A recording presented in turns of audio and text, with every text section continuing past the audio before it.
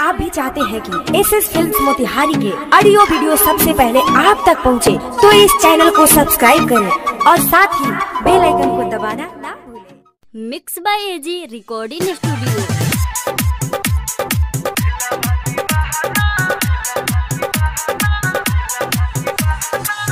DJ Abhiraj sound Nawada.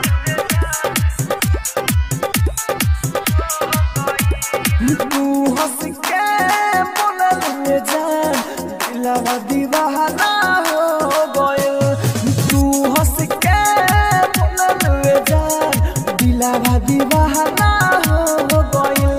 हाँ तोहरे प्यार में गोरी तोहरे प्यार में गोरी दिलवा हमारा खो गइल। तू जब से हंसल जान दिलवा दीवाना हो गइल। तू जब से हंसल जान दिलवा दीवाना हो गइल।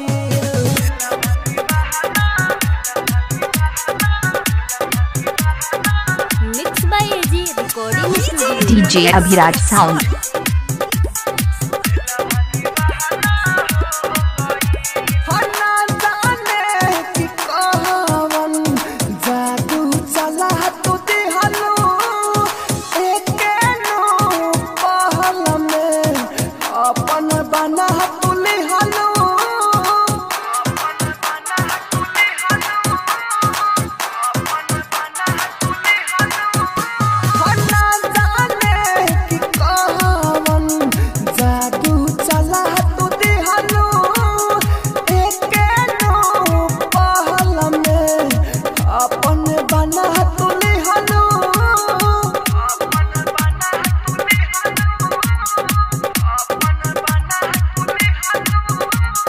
रहे से अधूरा जान सब कुछ पूरा हो गइल।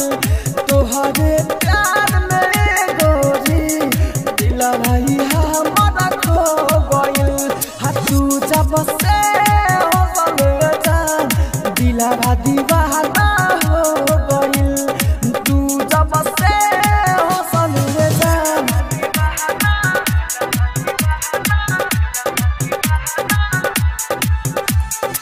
DJ Abhiraj sound Nawada.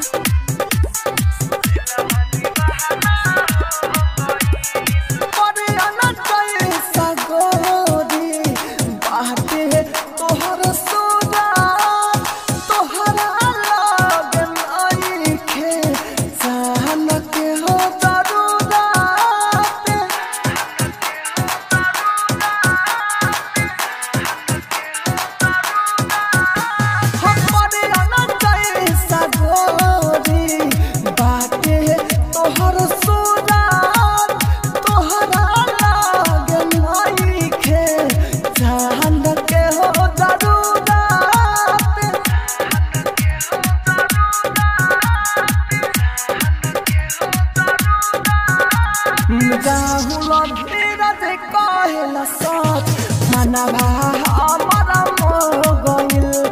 तुहरा प्यार में गोरी दिलवा दीवाना खो गइल। तू हंस के बोलल जान दिलवा दीवाना हो गइल। डीजे अभिराज जिनका मोबाइल नंबर है 73 20 88 73 97।